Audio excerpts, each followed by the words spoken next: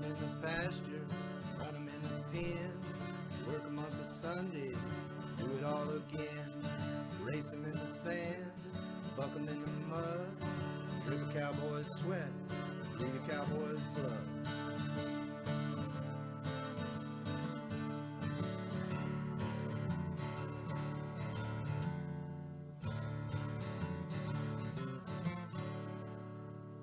I'm Zeke Thurston, 2016 World Champion Saddlebrock Rider, and you're watching the Peppered Stewart Show.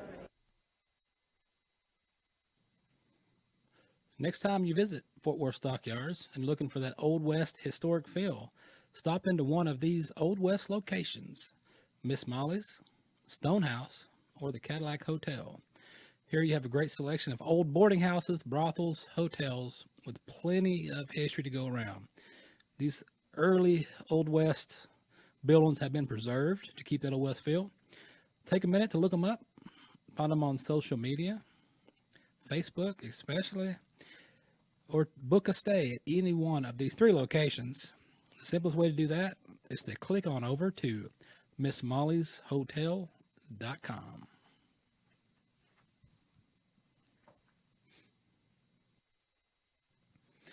All right, I'm here.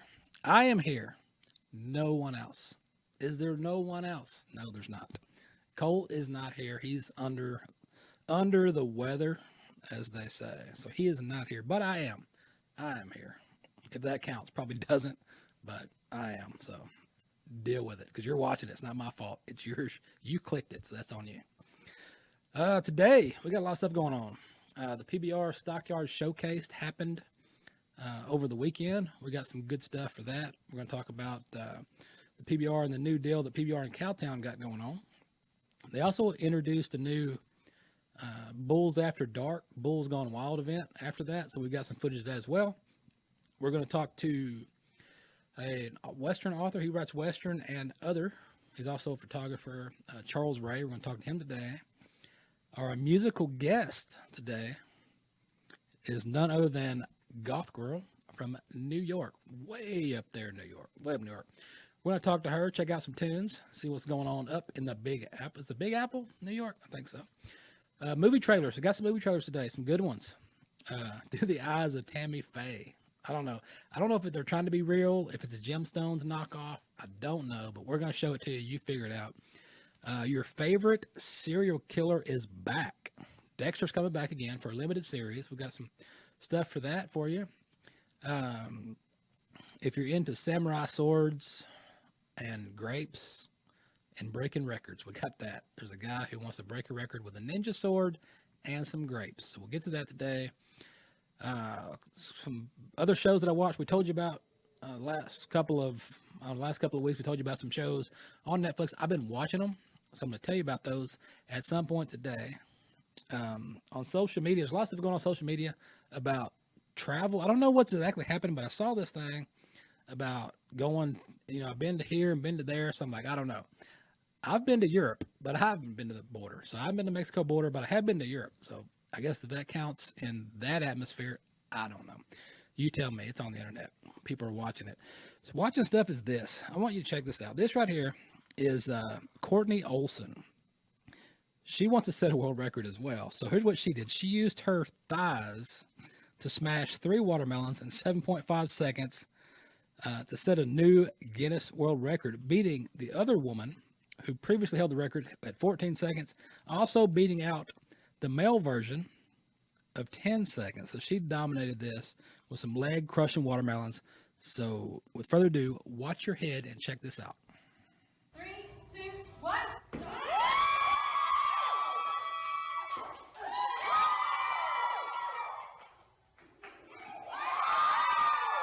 This is just not something you see every day. Okay, a news story is shattering the mold and records. So Girl Clothing opened in downtown Las Vegas just yesterday.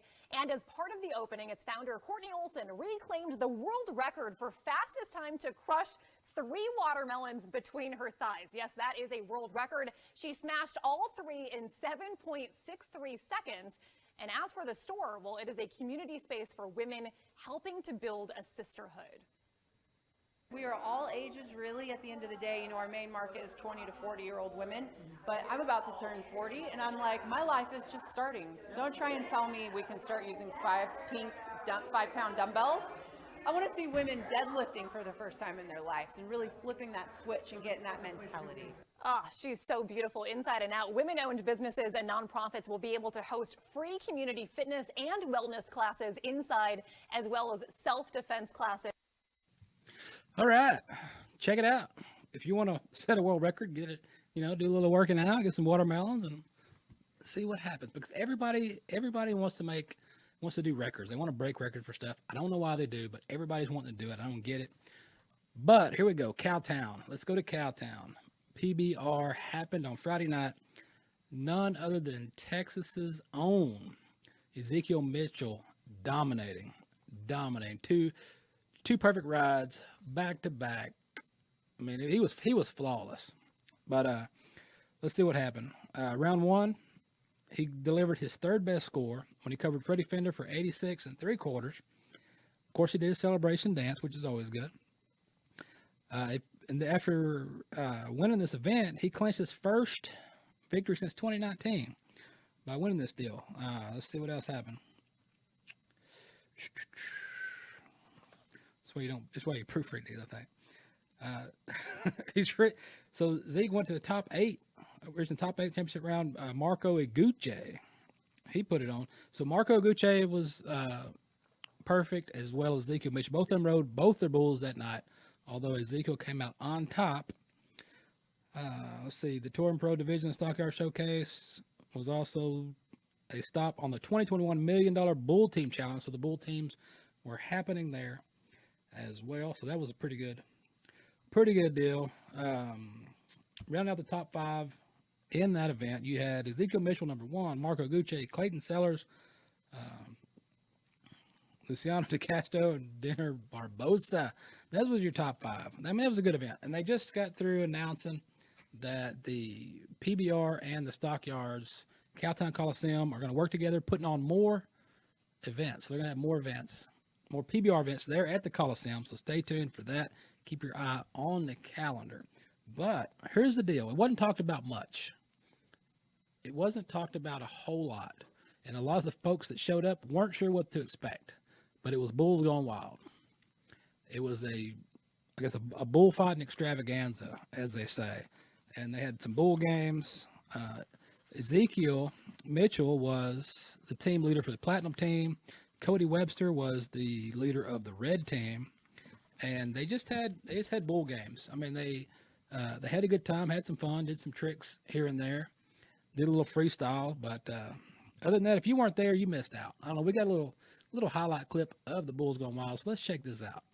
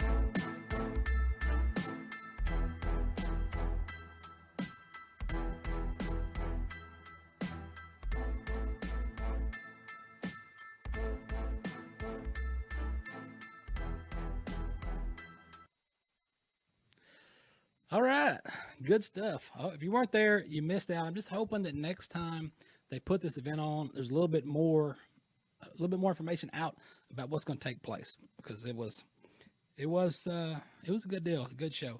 Speaking of good show and music, tunes, and stuff happening. Next up, we've got an artist all the way from New York City. She's an artist, she's a musician, she's a songwriter, she's a DJ. She does everything. She does it all. So, with that, we're going to talk to Goth Girlfriend. Hello. Howdy, Pepper. How are you? Hey, what is going on way up there in New York? How's things going? It's a beautiful, blistering 88 degrees. But yeah, it's pretty great actually. Most things have reopened up again. Concerts are actually starting in the fall, which is really great, and smaller shows are going on too right now. So that's really, really awesome. Since we haven't had a taste of the music scene since pre-COVID. But it looks like it's going to be a fun summer. Well, that'll work. So I guess you're getting some dates booked up. Yeah, I have a show booked up for November, very conveniently at the Market Hotel, which is in Bushwick, Brooklyn, conveniently 2 blocks from my house.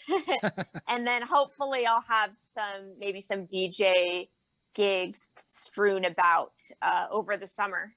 Okay. Since those are really popular. The rooftop parties and all that are really beautiful around here. Really vibrant music scene. Okay, well that'll work. Now, as far as you've got a wide selection, I was driving around the other day and I was on Spotify and I went through every single song. So you've got a wide range of a little bit of everything. So as far as your musical influence, what's kind of your, what you listen to, what kind of influences your music? I have a lot of heavier influences in my music, like 9 Inch Nails, that sort of industrial, darker sound. There's this woman, Louisa, who is great, she's she's like a techno DJ producer, but also she does vocals over her tracks as well.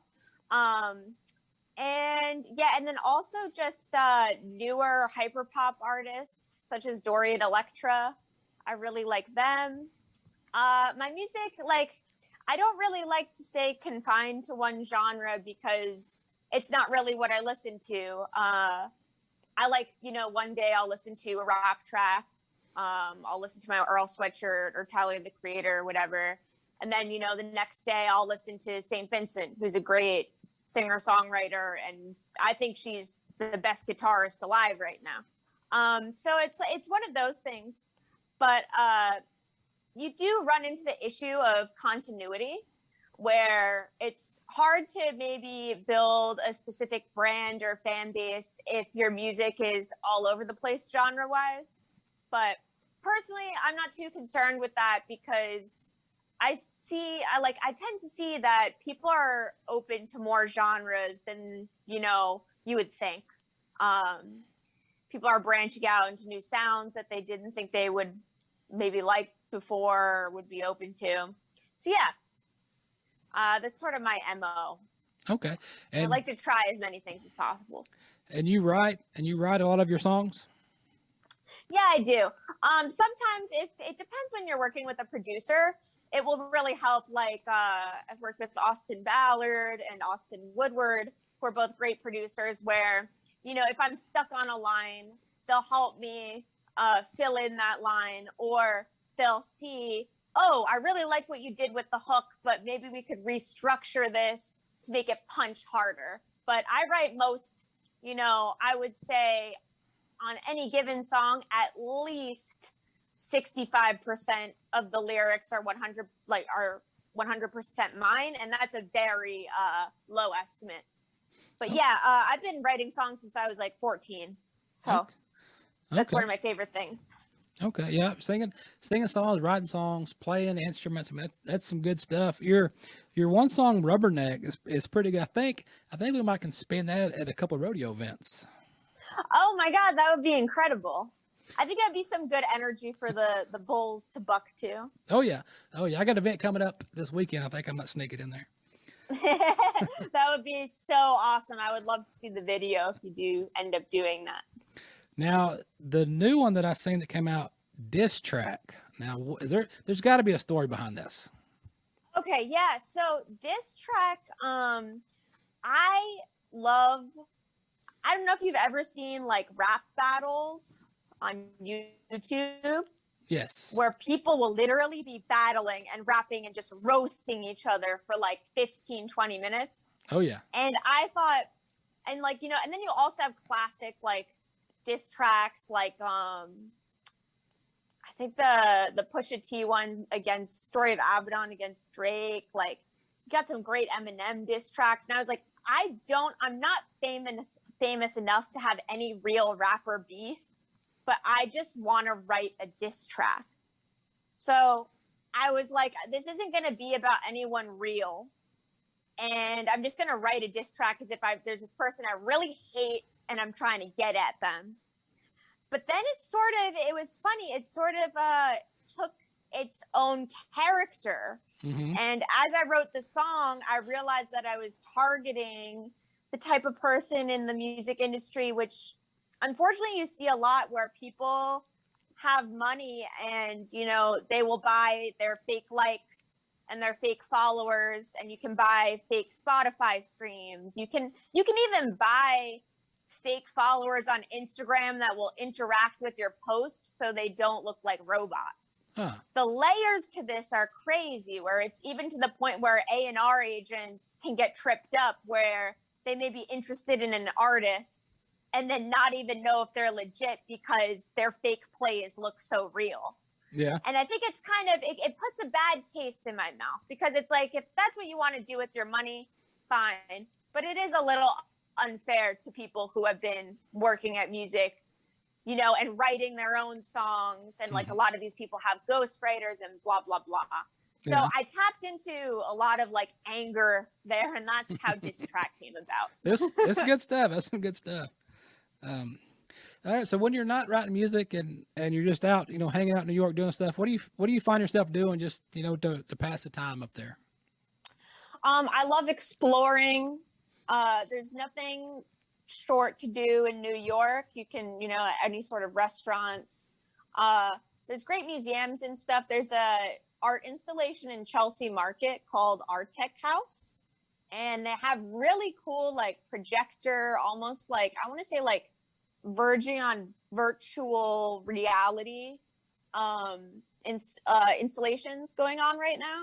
So those are just like a couple of my favorite things to do there. Okay.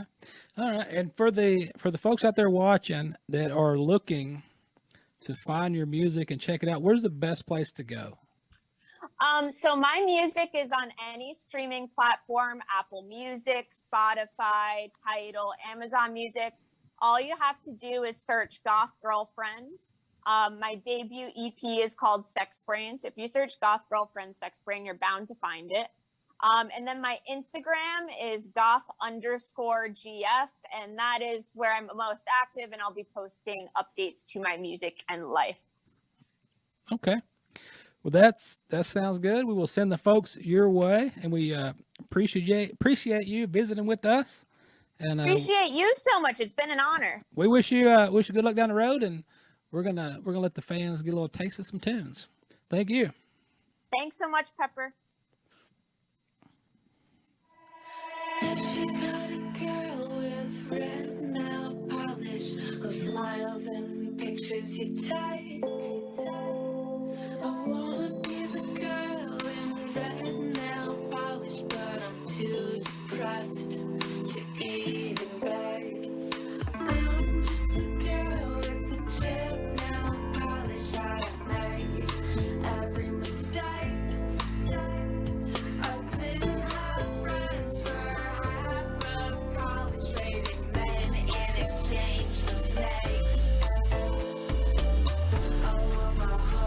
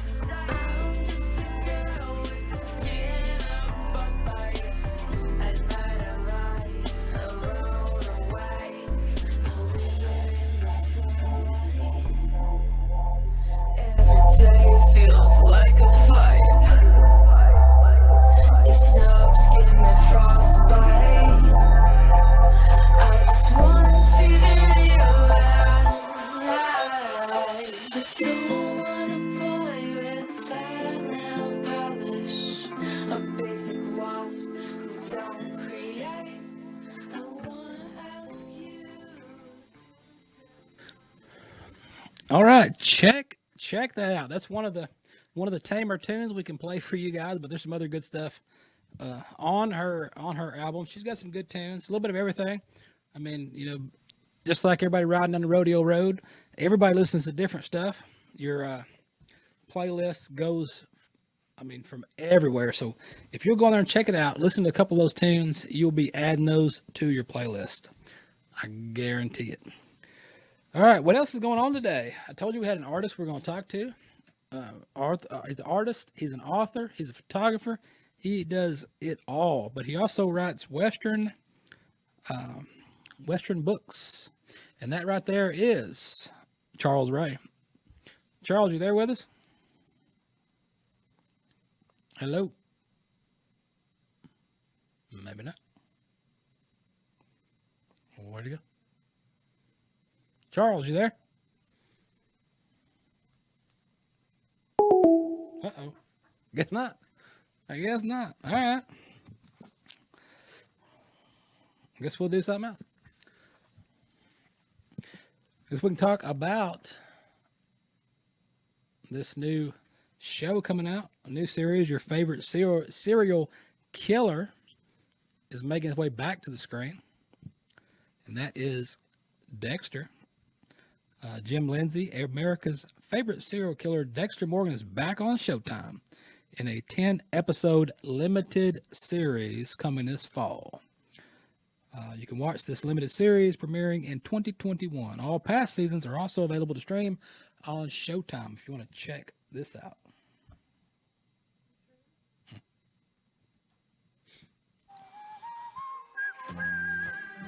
Morning, Jimmy. What's up, Jimbo? Hey, Mr. Lindsay. Morning, Zach. Becca. Scott. Lindsay.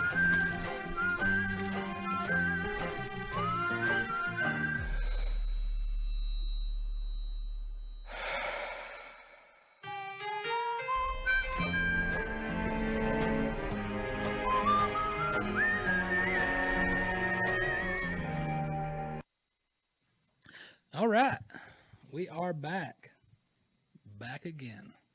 We're gonna try Charles one more time. See if we got him. Do we got Charles now? We got Charles now. Charles, you with us? Hello. Hello, Charles. Hey, it's Pepper. How's it going? Going fine. How are you? Oh, pretty good. Fun with live shows. Yeah, I know. I know. Technology is great when it works. Oh yeah. So you've been writing fiction for a long time. So, back in what 10, 12, 13 years old. So at a young age like that, what kind of pushed you to start writing? Well, a shyness, basically. I wasn't very good with talking to people. I was much better writing notes, and I was really a sort of reticent kid, didn't have a lot of people that I liked talking to. I basically lived inside my own head, and I made up stories. That was sort of me for a long time, until I was almost halfway through high school. Now, did you read a lot of books as a child? Were you a big reader? Yeah, I read, by the time I was 12, I'd read the entire Britannica and America encyclopedias and probably 10 years of back issues of National Geographic. I read everything, including soup can labels. Just taking it all in.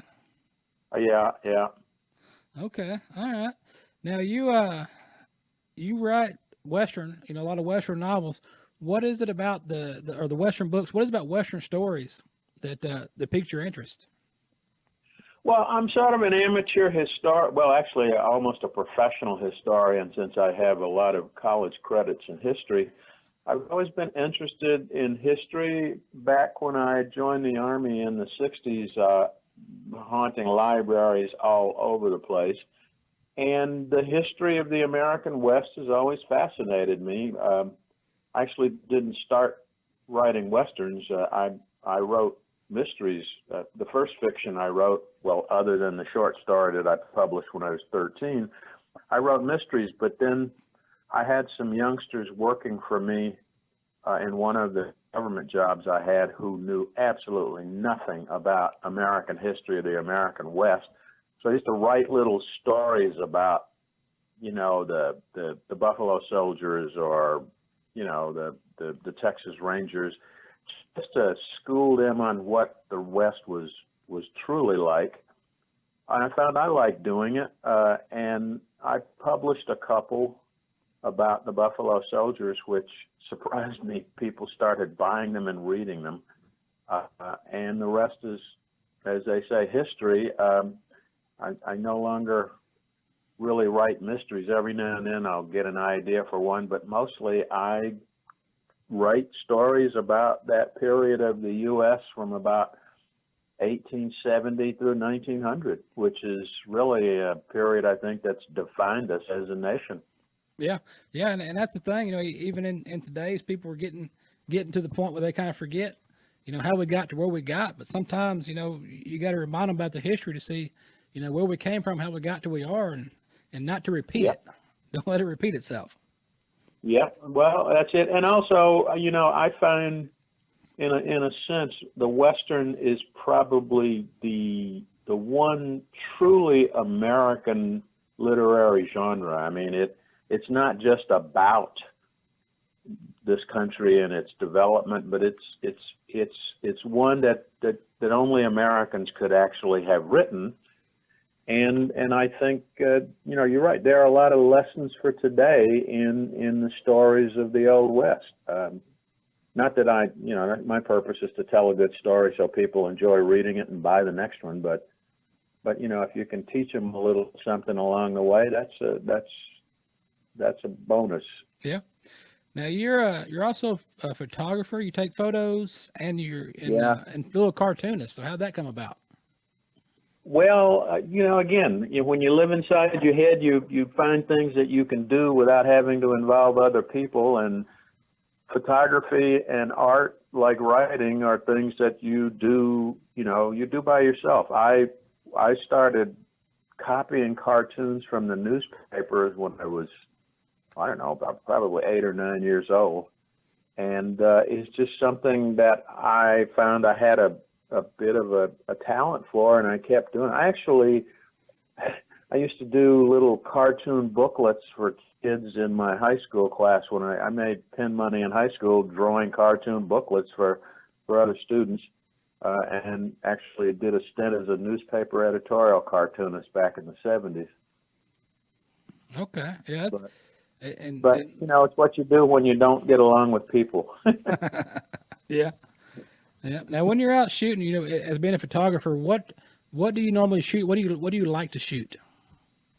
I like nature, and I've done a lot of traveling. I mean, I've on every continent except Antarctica, and until my house burned down and burned up my collection, both paper and electronic collection of photos. I had photos from all over the world, wildlife, mountain. I mean, nature to me is, again, it's like the history of the country. You can learn so much from nature, watching how animals react, looking at, you know, how anyone could look at a sunrise or a sunset coming up or going down behind a mountain and not be just really affected by it is beyond me. And that's what I do. I mean, when I travel, I take a camera with me. A camera and a notebook are the two things that I never forget to pack. I've sometimes forgotten to pack my driver's license, but my camera and notebook are always with me. Oh, always. Don't leave home without it. Yeah. All right, and for those folks out there that are looking for your books and looking to find, you know, more information on you and where to get your books, what's the best direction to send them? Well, just to if they're Western readers, all they have to do is go into Amazon and look under books and type in Charles Ray Westerns, and you know they come up. I've got a little over 100 now, I think, and I've been lucky that I managed to. Turns out that the things I like writing about, people like reading about. Some of the mountain man stories that I've written always come up early on the searches when you search for Westerns if you use my name. and some of the other books. I have an Amazon author page, but if you go to any of my books, I think there's also a link to my Amazon author page. Okay. And I have a blog. It's at charlesray-author.com, which has a lot of them on it. I don't, unfortunately, keep my site as up to date as I should. Yeah. But Okay. it's a pointer. It's like breadcrumbs that you can follow to get to where you want to go. Right. Okay. All right. And before we let you go, we've got the fan favorite hard hitting question of the day, and that summertime's upon us. So when you're outside grilling for the summer, what would we find on your grill? If I'm outside grilling for the summer, you're going to find a ribeye, some ears of corn, and a lot of jalapeno peppers in a bowl on the side. Dang, now I'm hungry. Now I got to go eat. You make me hungry. So have I. I've got my wife downstairs with a bucket of fried chicken waiting for me with my name on it. Well, Charles, man, we appreciate you visiting with us, and we'll let you get down there and grab that dinner, man, and we'll wish you good luck and see you down the road. Thank you. Take care. All right, Charles Ray, check him out. He's got some good stuff. He's got like I said, he wrote a bunch of books, and he's got a lot of them, and they're on his site. So check that out. I got a movie trailer I want you guys to see right quick. It's The Eyes of Tammy FAye. The Eyes of Tammy FAye. I don't know about you guys. Yes, Ray, across the pond, we are live. Ray's over there working in England. I think he still works nights on a road crew, but he sneaks in a watch when he can. The Eyes of Tammy FAye is a movie coming out based on, it gives you a glimpse of the life of the Eyes of Tammy FAye, featuring the life of Jim and Tammy FAye Baker. There's been another show out about it, but they're doing another one that's kind of more of through her eyes. Comes out on September 17th. And I don't know. You guys watch the trailer and see what you think. I don't know if it's like I don't know if you watched the Gemstones. Anybody watched the Gemstones when it was on? If it's kind of a knockoff of the Gemstones, are they serious? Are they not serious? I don't know. You watch and you tell me.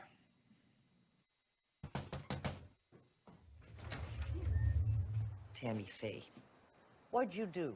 Hello, Mother. This is Jim Baker, my husband. It's all part of our mission to help people. Anyone who's hurting or they feel like they've been left out, God has a plan for us. What'd he tell you to do this time? Jesus keeps a taking me higher and higher. Jim will preach and I'll sing. God does not want us to be poor. Wonderful of pleasure. Now God has a voice in this fight. Who's he fighting? Liberal agenda, homosexual agenda. Faith isn't political. You can't talk to him like that. Jerry Falwell's a powerful man, Tammy FAye. She's a firecracker, Jim. If everyone watching could double their pledge just for one mug, God loves you. He really does. We're not doing anything wrong, though. Is that a question? Tammy and I are undergoing the most vicious attacks. Serving God don't feel like it should be a money-making opportunity. You know, when I saw that clipping with my face on it, I thought for a second that you were proud of me. Oh, Tammy FAye, you follow blindly. In the end, all you are is blind. I just want to love people. The devil's coming for me, Tammy. Can we talk about Satan later, Jim? Steve is a patient of AIDS. I can't look at this. You need to get her under control. I built you an empire. I built you an empire. Some people, they're just hurting so bad, and we just need to love them. I want to put my arm around you. And I want to put my arms around you, Tammy FAye.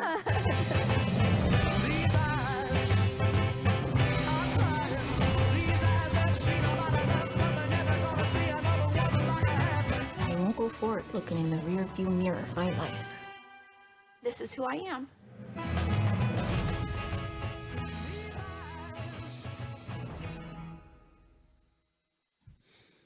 So I don't know. You tell me, is it a hit or miss? Are you going to watch it or are you not? Are they being serious? They're trying to be a comedy? I couldn't tell because my mind is warped.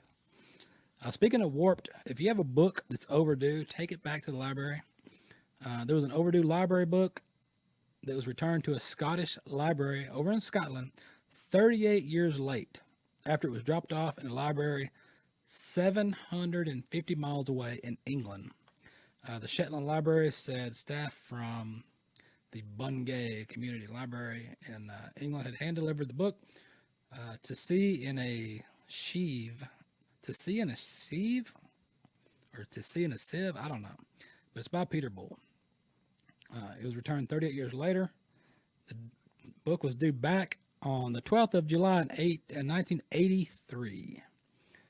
No estimation on the fine. I'd like to know what the fine was for that. Okay, have you sliced grapes? Do you want to be a world record holder? Do you want to be a world record, Guinness Book of World Record person? Slicing ninja style grapes, standing on a ball. I don't know. I'm just like, why? Who thought this up? Why are you doing it? And two, if you're going to slice grapes with the samurai sword, you should only count every one. The ones you missed doesn't count because they went through and counted the ones they missed, it looks like.